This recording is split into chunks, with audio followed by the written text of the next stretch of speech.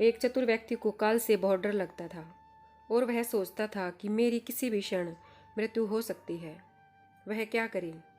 एक दिन उसे चतुराई सूझी और काल को ही अपना मित्र बना लिया। उसने अपने मित्र काल से कहा, मित्र, तुम किसी को भी नहीं छोड़ते हो, किसी दिन मुझे भी काल में धर लोगे। काल ने कहा, ये मृत्युलोक है, जो आया है उसे मरना ही है।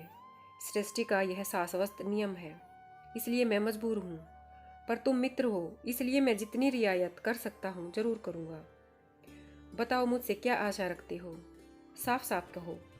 व्यक्ति ने कहा कि मित्र, मैं इतना ही चाहता हूँ कि आप मुझे अपने लोक ले जाने के लिए आने से कुछ दिन पहले एक पत्र अवश्य लिख देना, ताकि मैं अपने बाल बच्चों को कारोबार की सभी बातें अच्छी तरह से समझा दूं और स्वयं भी भगवान भजन में लग जाऊं। काल ने प्रेम से कहा, यह कौन सी बड़ी बात है, मैं एक नहीं आपको 4 पत्र भेज दूंगा। चिंता मत करो, चारों पत्रों के बीच समय भी अच्छा खासा दूंगा, ताकि तुम सचेत होकर काम निपटा लो। वह व्यक्ति बड़ा ही प्रसन्न हुआ, सोचने लगा कि आज से मेरे मन से काल का भय भी निकल गया। मैं जाने से पूर्व अपने सभी कार्य पूर्ण करके जाऊंगा, तो देवता भी मेरा स्वागत करेंगे। दिन बीतते गए, आखिर मृत्यु की घड़ी आ पहुंची। काल अपने दूतों सहित उसके समीप आकर बोला कि मित्र, अब समय पूरा हुआ, मेरे साथ चलिए। मैं सत्यता और दृढ़ता पूर्वक अपने स्वामी की आज्ञा का पालन करते हुए एक क्षण भी तुम्हें और यहाँ नहीं छोड़ूंगा। उस व्यक्ति के माथे पर बल पड़ गए, भरकटी तन गई और कहने लगा, धिक्कार है तुम्हारे जैसे मित्रों पर। मेरे साथ विश्वासघात करते हुए तुम्हें लज्जा नहीं आती। तुमने मुझे वचन दिया था कि आने से पहले पत्र लिखूंगा, परंतु तुम तो बिना किसी सूचना के अचानक दूतों सहित मेरे ऊपर चढ़ आए। मित्रता तो दूर रही, तुमने अपने वचनों को भी नहीं निभाया। काल हंसा और बोला, मित्र, इतना झूठ तो न बोलो।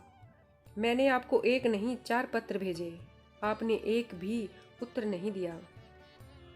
उस व्यक्ति ने चौंक कर पूछा, कौन से पत्र, कोई प्रमाण है? मुझे पत्र प्राप्त होने की कोई डाक रसीद आपके पास है तो दिखाओ। काल ने कहा, मित्र, घबराओ नहीं, मेरे 4 पत्र इस समय आपके पास मौजूद हैं। मेरा पहला पत्र आपके सिर पर चढ़कर बोला, आपके काले सुंदर बाल उन्हें सफ़ेद कर दिया और यह भी कहा कि सावधान हो जाओ, जो करना है कर डालो।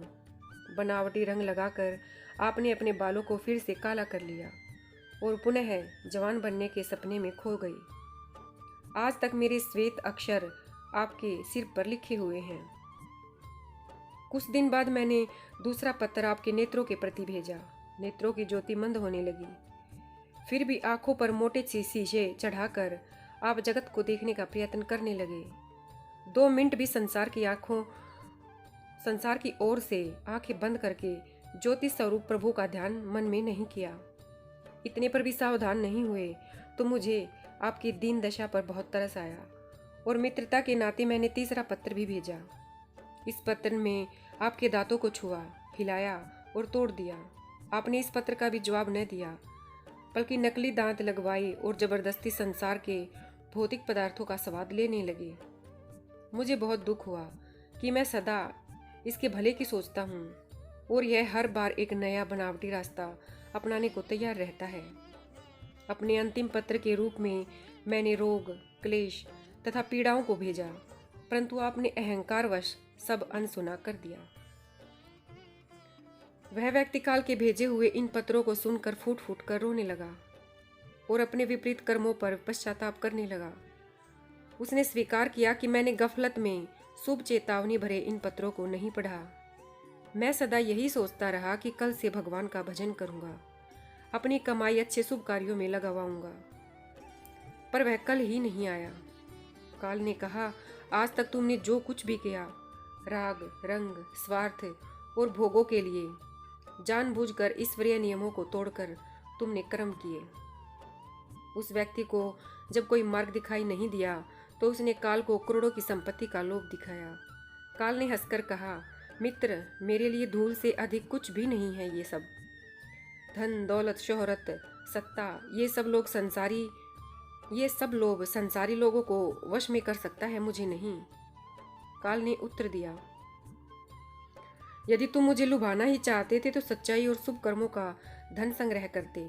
यह ऐसा धन है जिसके आगे मैं विवश हो सकता था, अपने निर्णय पर पुनर्विचार को बाध्य हो सकता था, पर तुम्हारे पास तो यह धन धेले भर का भी नहीं है।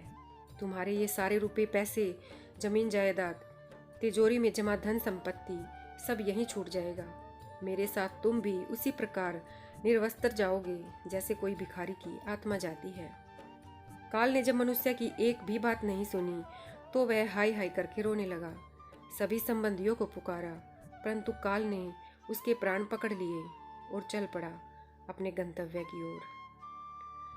शिक्षा हमें इससे यही मिलती है कि एक ही सत्य है जो अटल है, वह है कि हम एक दिन मरेंगे जरूर।